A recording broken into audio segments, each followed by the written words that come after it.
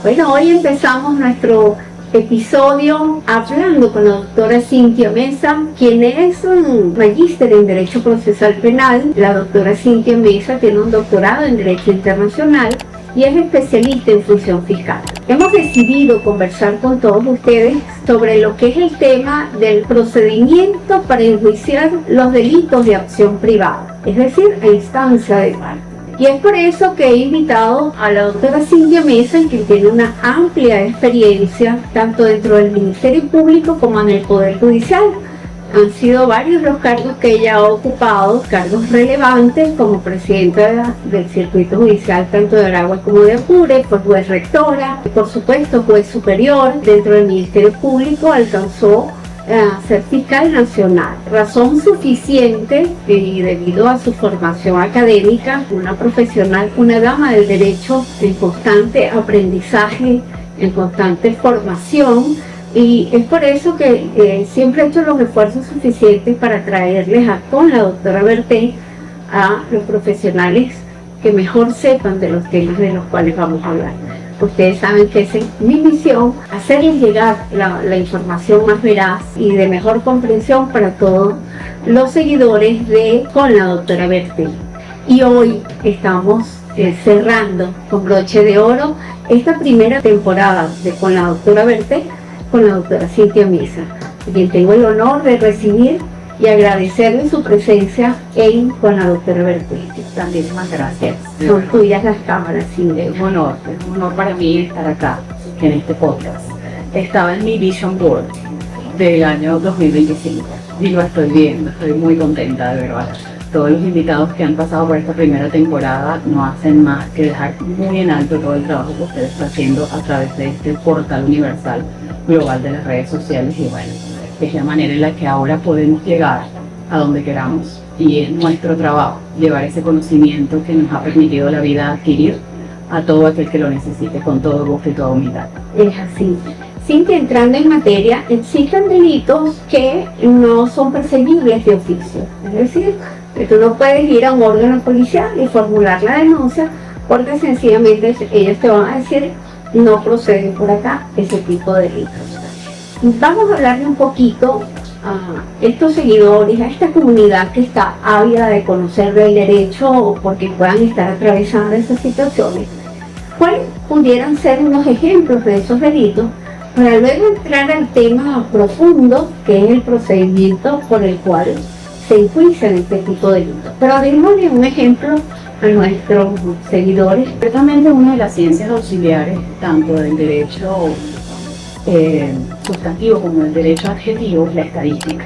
La estadística nos apunta que la mayoría de los delitos de esta naturaleza en nuestro país obedecen a aquellos delitos que lesionan el honor y la vida privada de las personas, como en el caso de la difamación y la injuria. Son como los delitos que más recurrentemente se cometen en este tipo de casos.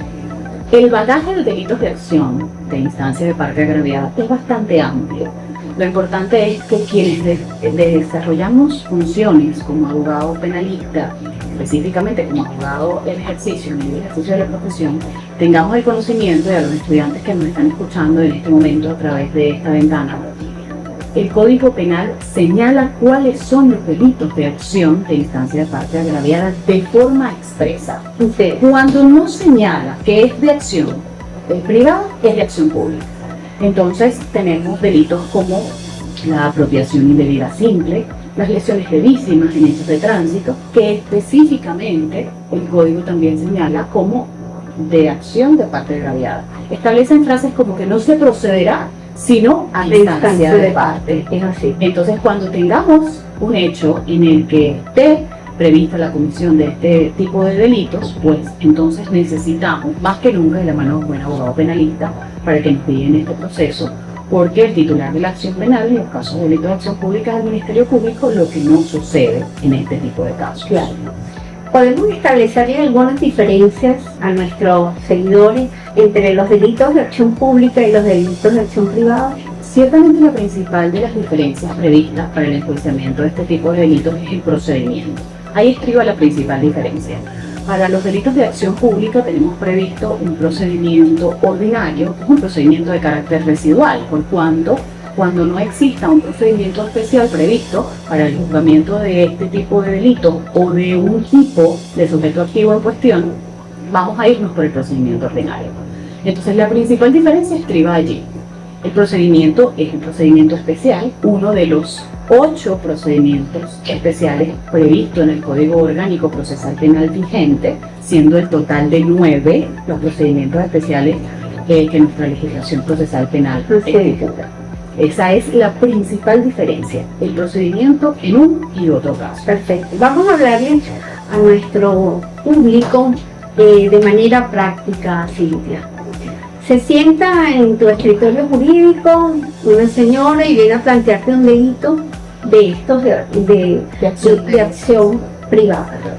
¿Qué hace Cintia Mesa una vez que recibe la situación, le narran el hecho como tal y pues tú detectas que este tipo penal es de instancia local?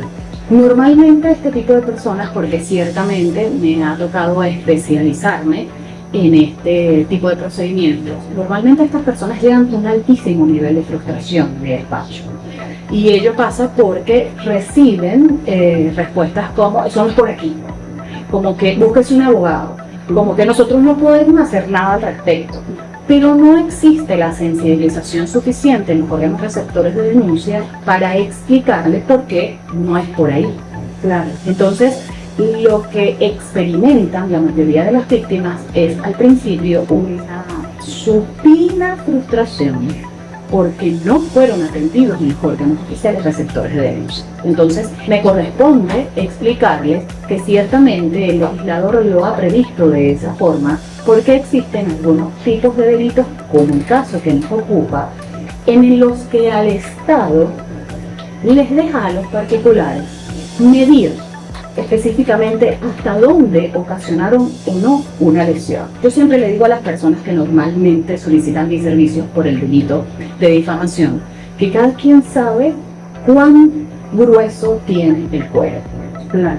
Si usted esas palabras le ofendieron su honor y su reputación al punto de sentirse perjudicado al respecto, pues usted es el que sabe hasta dónde está ofendido. Quiere proceder o no. Y al final es la persona la que decide, porque ciertamente son esas víctimas muy especiales las que deciden si van a accionar o no. Y me encargo de tratar de explicarles de forma llana, de forma sencilla, que en estos casos no vamos a contar con el apoyo del Ministerio Público, al menos no en todo el procedimiento, dependiendo de la naturaleza de las acciones que necesitemos determinar, de los hechos, de forma, lugar y tiempo que necesitemos determinar, podemos o no contar con el Ministerio Público como una figura especialísima.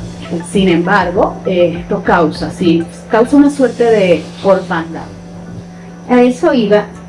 ¿Piensas tú, Cintia Mesa, que ha trabajado estos casos, que tiene la experiencia en estos casos, que esa víctima se siente diferente a una víctima de un delito de acción pública que está atendida directamente por el Estado, que la denuncia le es recepcionada en un órgano especializado para eso o en el mismo Ministerio Público?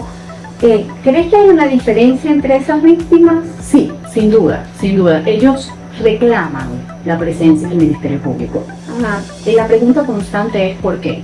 Y normalmente las personas que no conocen de este tipo de tecnicismo, pues evidentemente preguntan la misma cuestión de distintas formas. El cuestionamiento lo presentan de distintas formas. ¿Y por qué no podemos ir a la fiscalía? ¿Y por qué en un caso similar mi prima, mi hermana, mi amiga, mi vecina sí contó con el apoyo del Ministerio Público? Entonces se suscitan casos, se presentan situaciones en las que, por ejemplo, tenemos la dualidad de delitos de acción pública y de acción privada. Claro. Entonces, pero si a ella también la difamaron, ¿por qué si tuvo fiscal del Ministerio Público? Y tengo yo que explicarles que, bueno, cuando hay los dos tipos de delitos, entonces se van por el procedimiento ordinario. Por supuesto. Y es por eso que cuentan con el fiscal del Ministerio Público. Sin embargo, todos nosotros que nos dedicamos al ejercicio de esta profesión entendemos que los niveles de sensibilidad de esta materia son altísimos. Claro. Normalmente estamos hablando siempre de que se intenta conculcar la libertad de las personas, al menos de alguna forma, no necesariamente con una privación judicial preventiva, pero si pudiera existir una medida cautelar de otra naturaleza, siempre va a redundar en una restricción de la libertad. Sobre esa base, pues tenemos nosotros que hacer el trabajo del abogado, apoderado judicial de la víctima y del fiscal del Ministerio Público al mismo tiempo, que siempre consiste en tratar de llevar tranquilidad y paz en medio de esa turbulencia que significa todo proceso penal.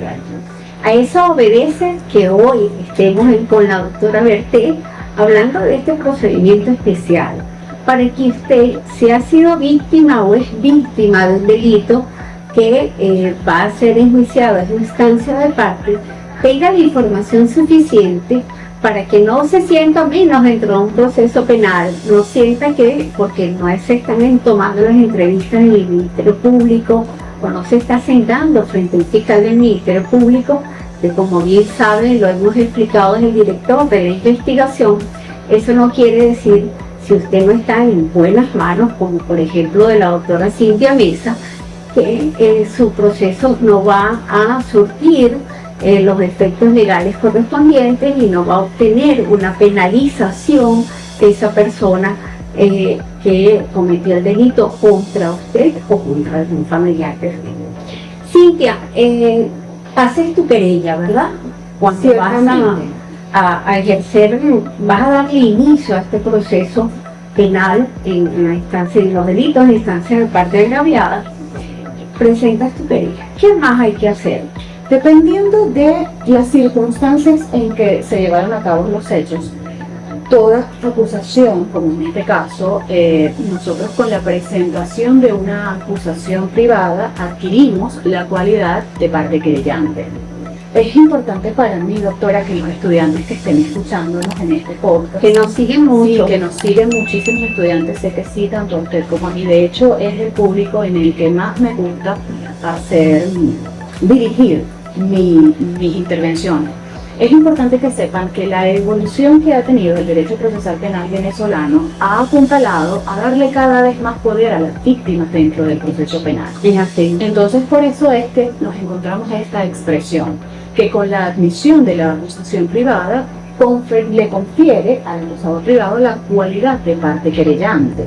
Lo que quiso decir, o lo que ha querido siempre establecer el legislador con esta expresión, es que la participación del acusador privado es activa, con todas las mismas prerrogativas, cargas y obligaciones que tiene el fiscal del Ministerio Público.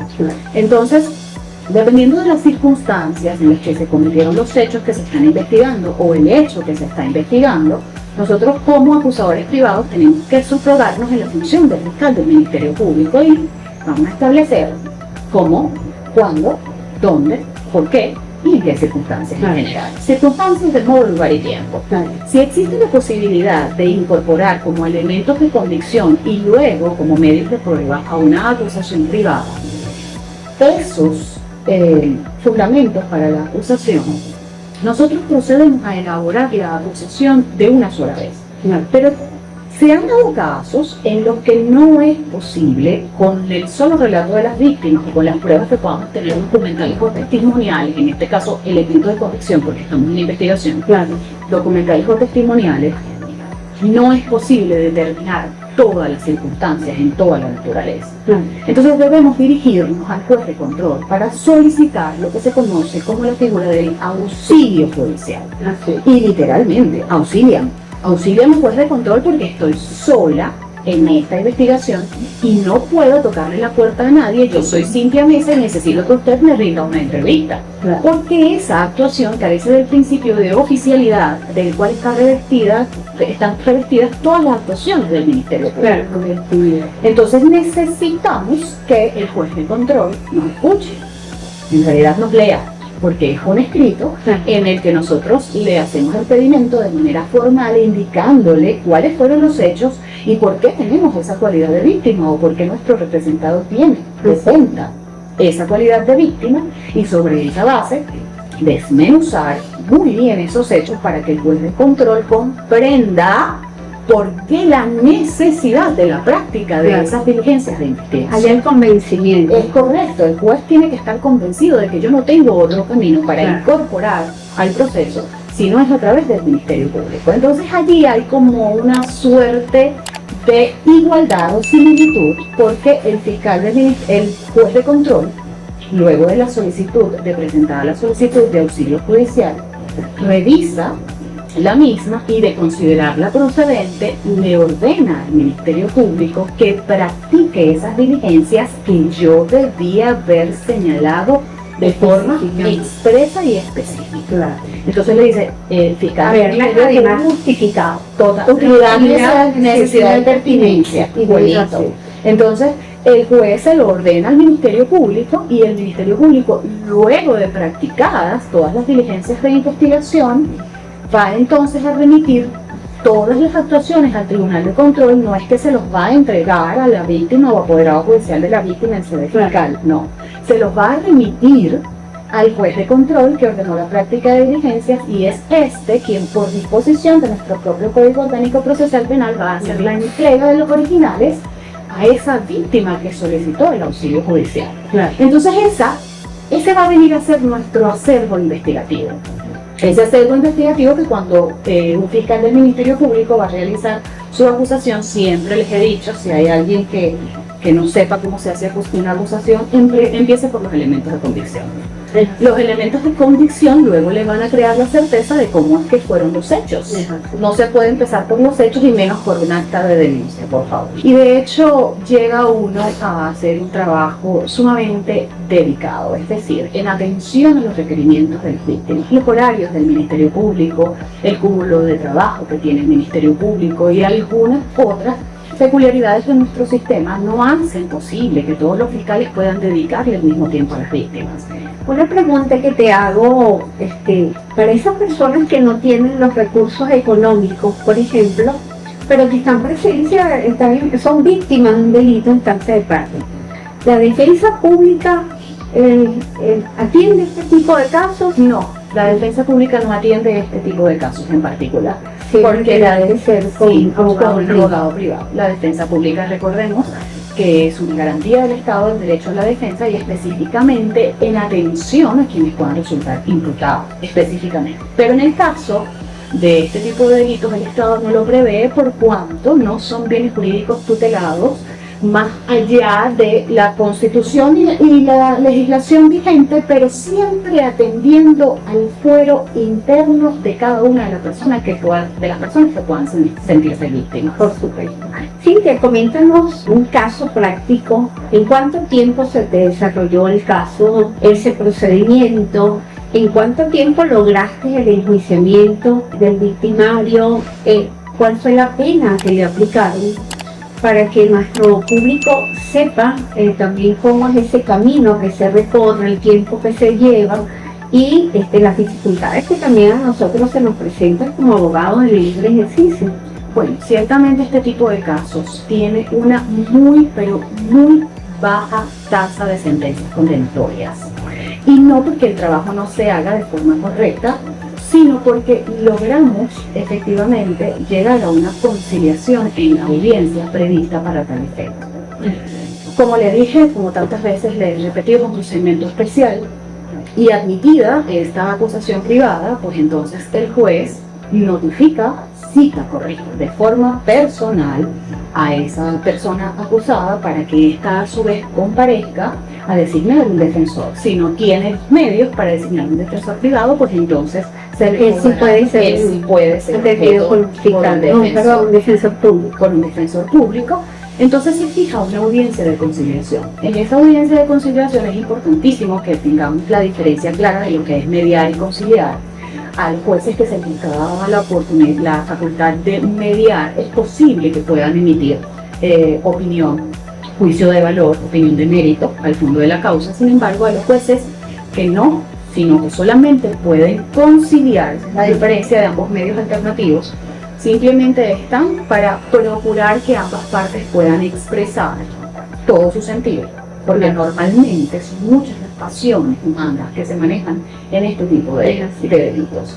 Entonces, pasiones humanas bastante bajas, por cierto, y en esa audiencia lo que se quiere es evitar la revictimización y todo el costo procesal, económico e incluso hasta financiero que pudiera representarle a ambas partes la realización de un juicio como lo conocemos en todas sus etapas en el procedimiento ordinario. Porque llegado el caso en el que no hay una conciliación, entonces se procede a la creación del juicio y hay que entonces ir cada 15 días al Palacio de Justicia de la jurisdicción o circunscripción judicial correspondiente con la cantidad de órganos de pruebas necesarios que tengamos que evacuar, igual que en un procedimiento ordinario, claro. Exactamente igual que en un procedimiento ordinario. Entonces, ambas partes, siempre tenemos que estar prestas a la conciliación. Claro. Es una forma de concluir rápidamente, el proceso más rápido y satisfacer. Sí, le confieso, en mi ejercicio privado puedo contarles que nunca he llegado a la etapa de juicio. En este tipo de procedimientos he logrado siempre una conciliación. En un solo de los casos tuve un abandono, un desistimiento tácito de la acusación. Yo estaba representando a la parte acusada. Okay. Y el acusador privado, a su vez, no acudió a la audiencia de conciliación y es uno de los supuestos previstos para que exista un desistimiento tácito de la acusación, lo que conlleva a que pues debe pagar las costas procesales que haya ocasionado y a que no pueda volver a intentar el procedimiento. Es así. De esta manera estamos llegando ya al final de este episodio, por demás interesante, porque estoy segura que usted no conocía a detalle, como lo ha explicado también la doctora Cynthia Meza, sobre este tipo de procedimientos. Cynthia, un mensaje final para quienes nos ven todos los miércoles a las 7 de la noche. Bueno, principalmente que quienes nos están viendo le den like al video, se suscriban al canal de Con la Doctora Berté, porque esta ventana de verdad que tiene un valor incalculable. De verdad que el trabajo que está usted haciendo es loable, no solamente por los abogados que tienen muchísimo decir que no saben, sino también por los estudiantes de Derecho que sí están ávidos de recibir todo ese conocimiento que a través de este podcast y que todo este equipo hermoso que tiene usted trabajando está llegando. Se está cumpliendo el objetivo. Qué bueno, que sí, la felicito. Mi mensaje para todos quienes nos escuchan en vivo y quienes nos van a ver en diferido es que nunca dejen de estudiar, porque nosotros somos de ese tipo de profesionales en los que la capacitación debe ser constante. El Tribunal Supremo de Justicia, la doctrina e incluso los foros, quienes de forma pública o privada nos permitimos disertar al respecto de temas tan complejos, estamos constantemente creando derecho, constantemente. Recuerden siempre que yo siempre le digo a mis alumnos, ustedes ven en los libros nombres de personas. Fue alguien que se atrevió a escribirlo y a decirlo. Atrévanse también ustedes. Todos nos podemos atrever a hacerlo. Es así. Todos tenemos por ahí un libro que tenemos que publicar, alguna tesis de esas en algunos de los altos de grado que nos dieron mención publicación, y tenemos mucho que aportar a la sociedad. Pero si no hay quien nos escuche, entonces cada día seremos menos. Necesitamos que ese conocimiento sea multiplicado. Es así. Tus redes sociales, Cynthia, para que te puedan seguir, te puedan llamar, para que puedan contar con una abogada especialista en esta materia y obtener esos buenos resultados que ustedes esperan. Sí, bueno, actualmente uso Instagram con el usuario @Cynthia Meza Law, L-A-W como ley en inglés, y en TikTok como Cynthia Law. En ambas biografías pueden encontrar el enlace correspondiente para mi WhatsApp. Y bueno, con todo gusto los voy a atender siempre 24/7. Nuestra profesión jamás tiene horario ni fecha, los problemas no tienen horario ni fecha, muchísimo menos tiempo de descanso. Así, además que quedamos con la formación del Ministerio Público, sí, en donde se nos tenía prohibido tener vida propia. Estábamos al servicio 24 horas al día, los 365 días del año, para atender sus problemas. Bueno, y quedamos con esa formación. Buena escuela, buena escuela. De esta forma quiero despedirme, pero antes quiero agradecerles a todos ustedes, porque hoy estamos cerrando este primer ciclo esta primera etapa de con la doctora Berté. Han sido 10 episodios que usted ha estado viendo, nutridos de conocimiento. Yo sumamente halagada por todos los invitados que han tenido la deferencia de aceptar la invitación y acompañarnos. De igual manera debo darle un especial agradecimiento al equipo de trabajo que me acompaña. A esos que están detrás de cámaras, que a veces se dejan ver, para ellos mi especial desde mi corazón agradecimiento, porque gracias a ellos, al conocimiento de nuestros invitados y a esta conducción, hemos podido llegarle a todos ustedes. Tenemos muchas sorpresas, no es que esto se acaba acá, viene una segunda temporada con mucha más fuerza, con muchos conocimientos, con nuevos invitados. Cintia sigue siendo una invitada perenne en nuestro podcast y vienen unas actividades bien interesantes de las cuales le vamos a estar hablando. Siga usted pendiente de nuestro canal de YouTube, donde lo invito a suscribirse, a comentar, a dar like, a conectar esa campanita para que llegue a tiempo todos los miércoles a las 7 de la noche. Pero también quiero hacerle la invitación para que esté pendiente de las redes sociales, donde estaremos anunciando muy pronto un evento, yo diría que macro, y que va a ser muy provechoso para todos nosotros. De esta manera me despido y nos vemos muy pronto. Gracias. Mi equipo de trabajo está pendiente y quiere tener presencia en este invitado.